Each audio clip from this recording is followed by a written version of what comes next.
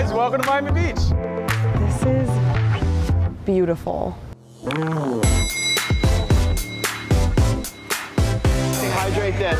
1942.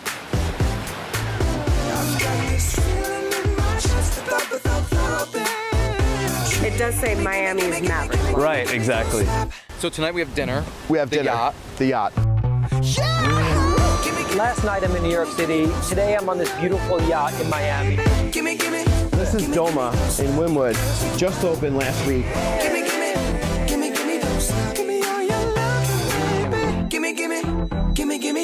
We gotta go check out the rest of Miami. You ready? I'm ready. Come Let's go. We do it in the spirit of going against the grain of the negative media, giving inspiring information, and having people walk away from our show with something of value. You're seeing a disruption in both the real estate and the mortgage space. A lot of people are just not willing to put in the work. What video does is that it demands an emotional response. You know what I love about this show? It's totally unscripted. Welcome back to The American Dream. This week, we're taking you to a city that is synonymous with the American Dream. And to me, it's a little slice of paradise. You're gonna be seeing the best properties, the best restaurants, and you're gonna learn a thing or two along the way. We're going to Miami, and I couldn't be more thrilled to introduce you to who you're about to see next. He's everything you think of when you think Miami Beach, and for that reason, he's our guide to explore one of the most glamorous cities in America. Take it away.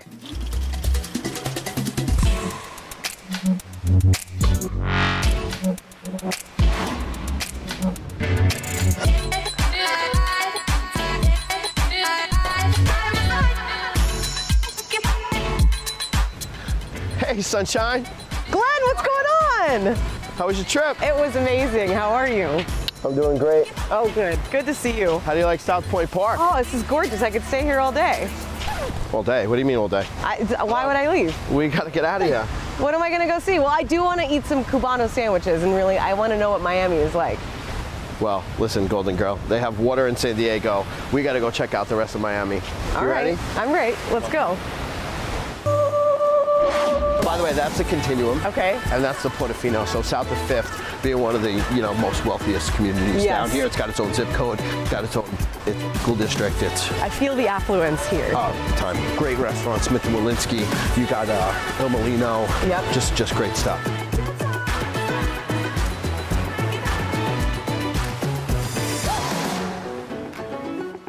Glenn, I feel like my sunnies are way too what? San Diego. My sunnies. Sunnies. Yeah. What's a sunny? Well, these sunglasses. Oh, sunglasses. Yeah, jeez. Don't you feel like these are a little too San Diego? They're a little San Diego. Okay, I think I need some. Do you have any that are more Miami? I do have one Miami, actually. I had a feeling you'd come in clutch with some extra sunglasses. Wear them well. Okay. Be careful. Are these? Break them, you buy them. What are these? Versace's. Versace? Yeah, Versace. That's it. Did you steal these off a celeb? I did not. I bought them off a shelf. Okay, so where are we right now? So we are in Brickell. There was just actually a $14.3 million grant from the city that's going to clean this up underneath the railway from here. This is the Metro Rail. Okay. From here all the way back to the end of Brickell, which is literally only 14 blocks, but it's the most densely populated area down from New York City. The population is quadrupled in the last 10 years. Yeah, I was going to say, So if you Miami's known as the Magic City because it's grown so much in the last 100 years, This right? area, there was nothing. Every lot was vacant. There was nothing here. Oh my gosh, look at this. Oh my God, it's a huge iguana crossing. Crossing the road, watch out. They have that in San Diego? No, I've never seen it. I've never seen it. Get bit by sharks, but not an iguana. Everybody respect them? Everyone? Yeah, I mean, what are you gonna do, run it over? No, you can't. Bro, break your car on that thing. Okay, I feel like I'm officially You're officially in Miami? in the city, yeah. You're in. Before we go anywhere else, I'm so thirsty. Can we get a drink somewhere? You know what the rule of Miami is, right? Stay hydrated. The rule? Oh, stay hydrated. Stay hydrated. Right, All right. exactly. Okay. It's 5 o'clock somewhere. We're at the Epic. Let's go grab that drink. I know you're thirsty. I feel like this is the right place to be, and I'm so thirsty. Leave your sunnies. Give me my sunnies. Leave your sunnies back there. All right, let's rock and roll. And this is like one of the top restaurants around. Is it so sick that you have to have your sunglasses on? Trying to be a wise guy. Well, a little bit.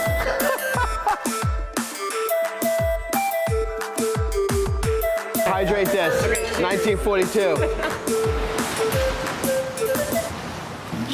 So what do you think of Glen Asher, right? Snazzy, fabulous. We are so thrilled to be partnered with such a force in Miami.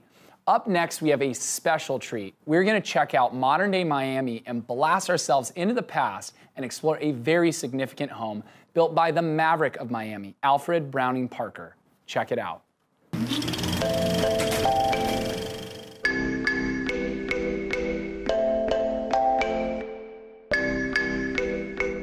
Amit, How's it going? I'm doing well. How are you? I'm doing awesome. Oh, man. Oh, you brought it. I did. Great Hey, to see you. Nice to see you too. Man, I stopped reading books in college. What is this? What did you send me? I'm glad you brought it, actually. I didn't think you'd bring it, but I got to show you something. Come on. Okay. So I'm really excited about this place, and Man. hopefully it starts to make sense with the book. This property is amazing. And look at this. The architect, this is one of the most famous architects. Okay. His name is Alfred Browning Parker. Have you ever heard of Frank Lloyd Wright? Yes. So he takes after him. He does so many things with them. Pretty much a local feel. Sure. And so it does say Miami's Maverick Model. Right, exactly. So he's really good with that, with the architecture. People love these homes. Problem is, living in Miami with the sun and the views and everything, I don't have too many people looking at homes like this. Sure. That's why I send you the book, so maybe you can... That makes sense. You know what, I glanced at it, but I want to know in person. Tell me about this property. I get a sense that it's this mid-century modern with this grand outdoor area, but it's an extension of indoor. Tell me about the property. Right, exactly. So you did read a bit, so that's great. That's great. And so with this property, basically there's lots of woods, lots of darks. So as far as the property, it looks like this inside. Okay. So it's pretty awesome like that. So one of my challenges as an agent was trying to get people to come here and to look at a property like this, because it doesn't have views, like I mentioned. So what we did is I flew in my videographer from California, all the way from California. Hey, isn't that crazy? I don't blame you. This home probably had so many great memories in the past. And what we're doing is we're creating a story with memories like that. And we think we're going to really totally kill it with the video. The kids are cute. We are so excited about it. And pull at the heartstrings a little bit, make it emotional. Yeah, you know, we got to do what we got to do. But I think in the end, someone is going to love this house. And that's why I sent you the book. I love these type of homes. It really is becoming a trend for people to revitalize a property, anywhere from Seattle to, of course, here in Miami, for people to take these properties, put, you know, their own personal touches on it, and really keep some of that character and that history, because there's a lot, as you see in that book, that goes with it. Yeah, and I'm so glad you're so excited about that, because that's the feeling I'm trying to get others to feel. Just attached to the property. Exactly. 100%. Beautiful. Let's check it out. Let's go. Come on.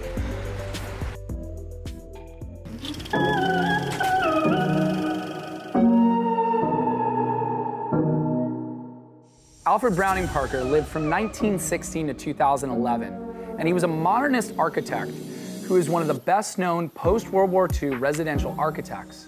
He gained fame for his highly published modern houses in the region around Miami, Florida.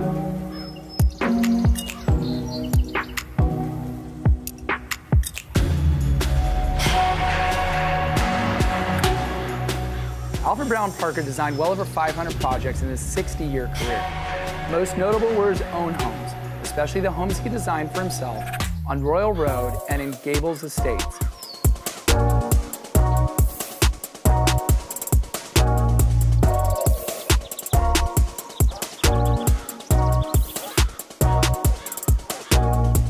In 2008, the University of Florida announced the creation of the Alfred Browning Parker Architecture Archives Endowment to support and strengthen this effort to preserve the architectural history of Florida. You've seen that old? Now you're gonna check out that new-new. People don't say new-new. It doesn't sound right. Hit it.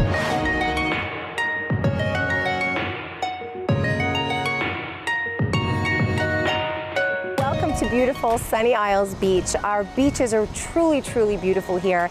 Sunny Isles happens to be a wonderful place to live with your family. Amazing schools. It's much more than you think, and you also have this as your backyard.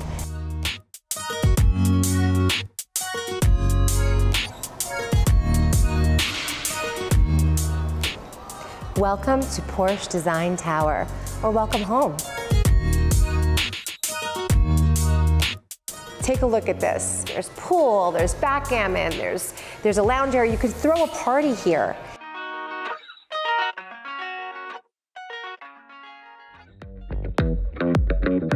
Hungry yet? I am. And what could be a better name for a restaurant in Porsche Design Tower than, are you ready? Fuel. I love that. You gotta own here, or you gotta know somebody here to eat here. And they service the entire building. You can get room service out to the pool and out to the beach. This is actually reserved for the residents to store their wine.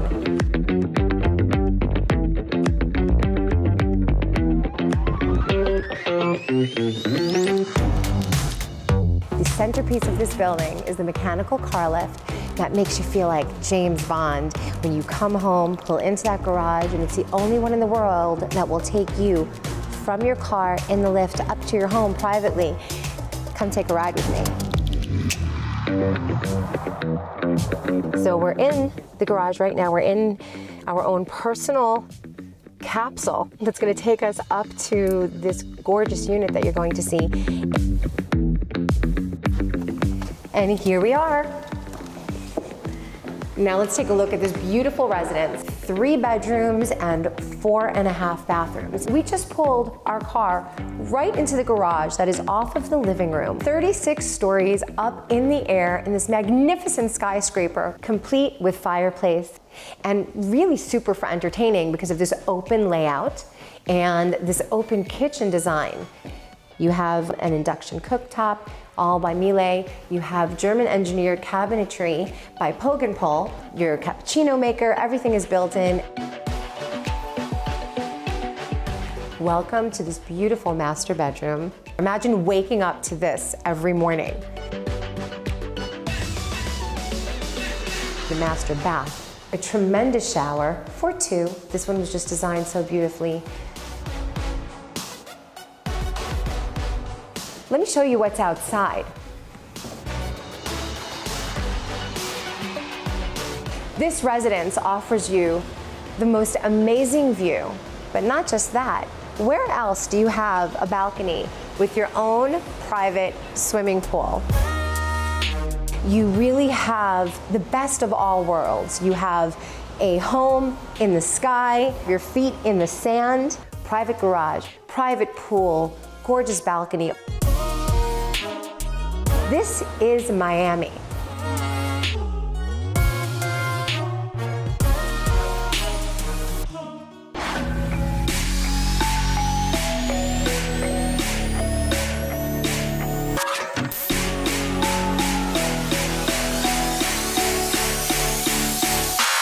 This is Doma in Wynwood. Just opened last week. Really hot spot.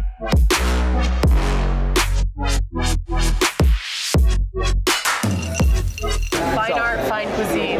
They go hand in hand. That's kind of what Miami's all about. Yeah. You know, the new Miami at least. Yeah. So what was Wynwood like a few years ago? What is it now?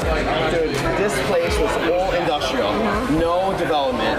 So Moishe Mana came in, bought out a ton of space, so that a lot of all the big developers, and they said, you know, this industry district could be transformed from warehouse to new and cool. Yeah. So Wynwood is kind of like the Williamsburg in New York, but not as grungy. Okay. It's got a lot of bars, a lot of restaurants, great food. So the chefs here are actually trained under a Michelin star chef, and they open their own restaurant. Okay. And like, it's small. Look, there's what, 20 tables? Yeah, it's an intimate feeling, but it's also very trendy and warm. That's it. You can tell it. Whatever's about to come out of that kitchen is going to be good. You normally don't see. Yeah. Hey, what is up, man? How are you? Pull over a chair. Grab a chair.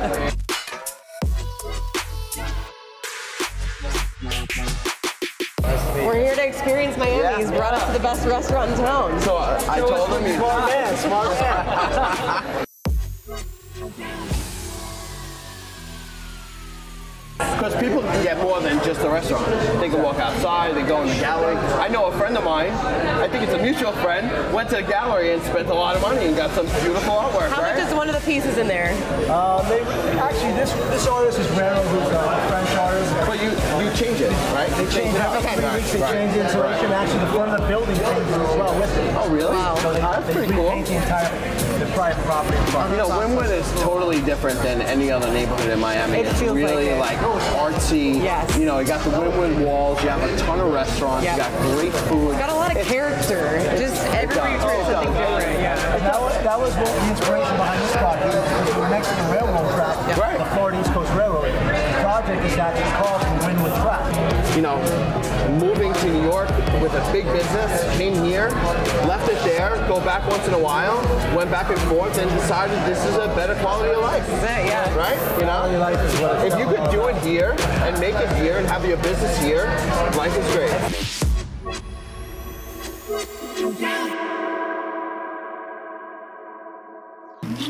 I mean, that place looked awesome. A restaurant built into the train tracks with its own gallery next door. Miami has got it going on. If you thought that was cool though, wait till you see what we have going on in your town.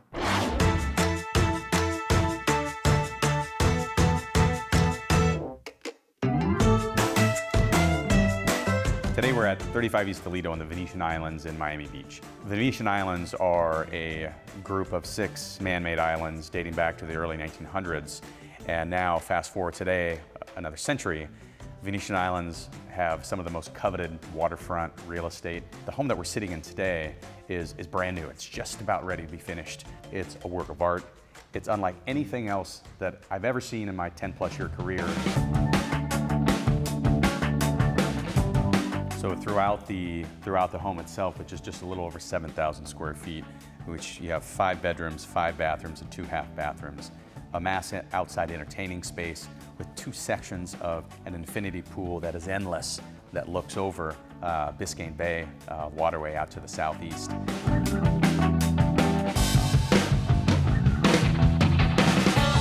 The entry door is 22 feet high.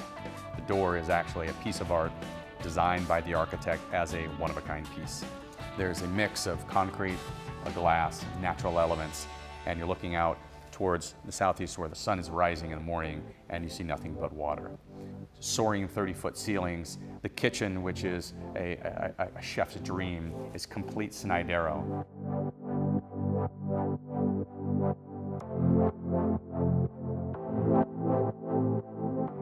7,000 square feet on over 14,000 square feet of land where someone could dock their mega yacht here, which gives you access to go directly out to the Atlantic Ocean.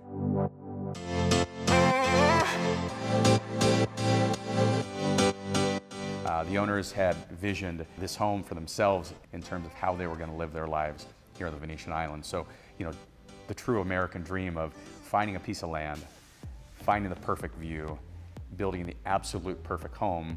Now this home is actually going to be launched in mid-December here in Miami Beach.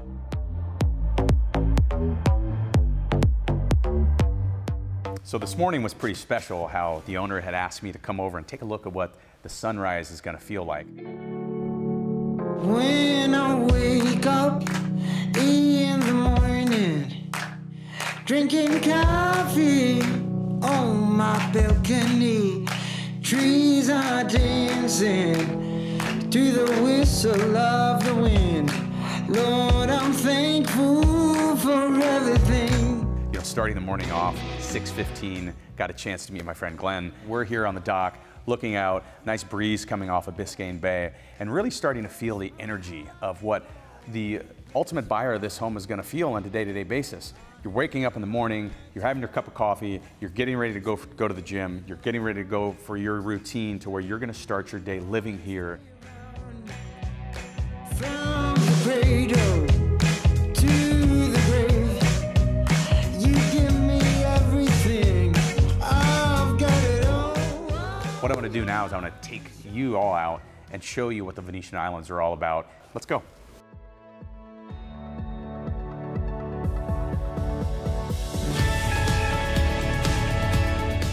The original bridge was built by then a farmer by the name of John Collins. Collins had financial assistance from Carl Fisher. Collins and Fisher, 2 huge and synonymous names of development in Miami Beach. Now we have 6 man-made islands that make up the Venetian Islands. That is the American dream.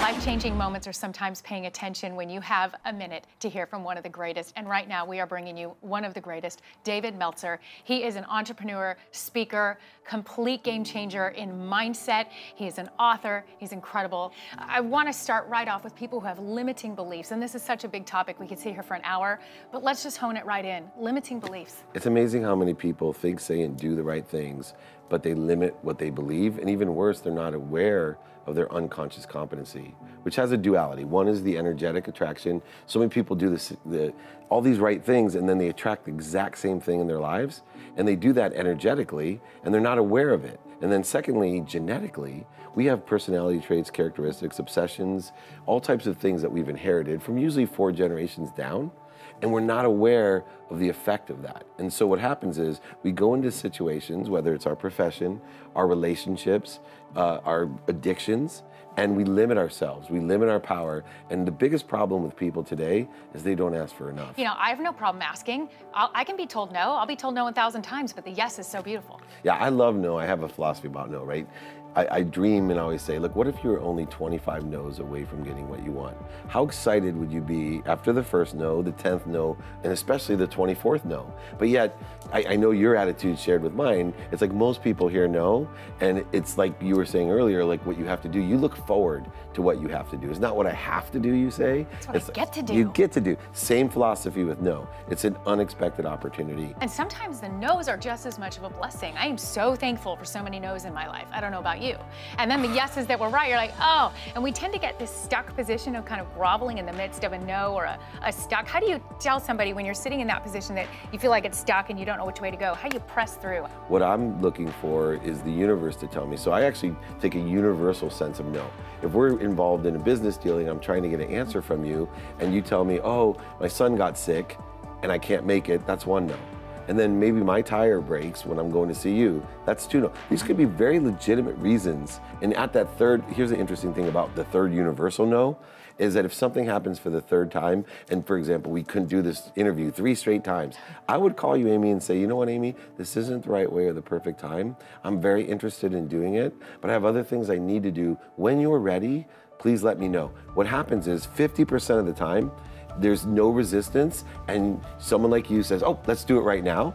And the other 50% of the time, it never happens. And what I've just done is saved all that time, energy, and emotion, allowing the universe to tell me what the guided path is. As a manipulator earlier in my life, someone that could sell you how to be in control, an ego-based life, not a radically humble life, then I actually extracted value by selling, overselling, back-end selling, manipulating, and even lying at times. Instead, I shifted the paradigm of value that says, every morning I wake up, may God put in front of me 10 people I can help. May I provide as much value to my wife and my children as I can, and then my immediate family, then my business, then my community, then my country, and then the world. And every single thing that I do is just based on how much value I can provide, trusting in what we talked about earlier, that I create a void for the universe to fill. And if I'm asking correctly, if I'm in receivership, where things are coming through me for others, more and more things happen that I want to happen in my life. I hope that our viewers watching right now even took 10% of what you just shared, because it's life-changing information that literally could shift everything.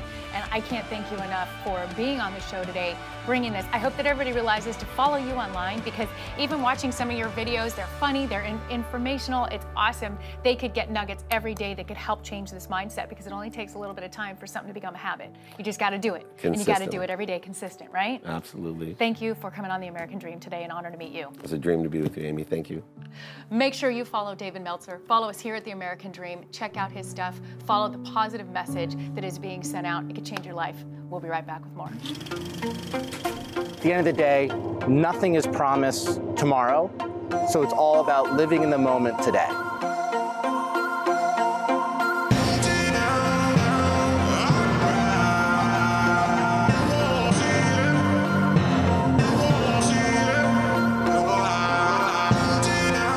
The American dream to me is all about freedom.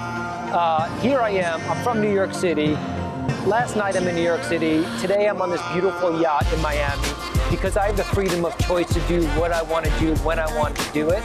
And I chose that a long time ago, that I wanted to live a life with no boundaries. And that's why I'm here, and that's why I'm supporting the show. It's all about living in a beautiful city, doing what you want to do, when you want to do it, with the people you love, and just having the time of your life every single day.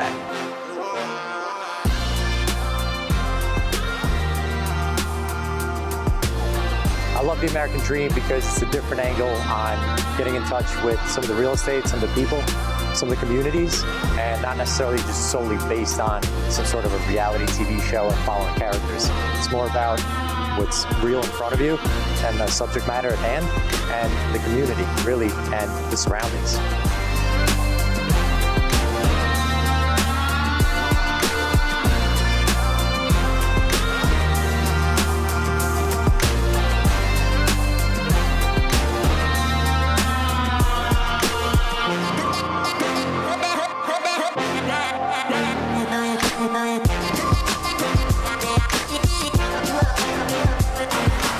When I first heard about the American dream, I thought to myself, that's basically what I've been living. I got here 18 years ago, and I was lucky enough to get on that track of living the American dream, which is come with nothing and make something of myself. So that attracted me to the concept.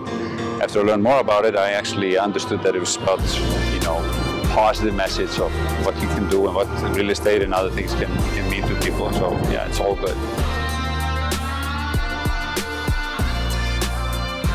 Being able to provide the best possible life and legacy for my children and for my family. You know, living a life of ease and comfort, and I think I've persevered and had a lot of tenacity throughout mine in order to create something, and to live here is like a dream.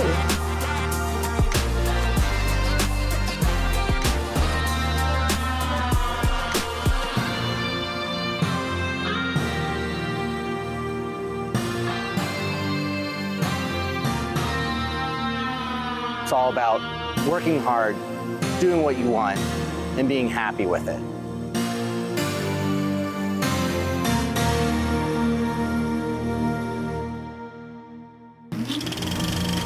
Glenn, why didn't you take me on that boat, buddy? I've got my white blazer. I mean, these guys are living the American dream for sure. If you think you have a great story for the American dream that tells a story of both real estate and entrepreneurship, we would love to have it on our show. And until then, dream on and dream big.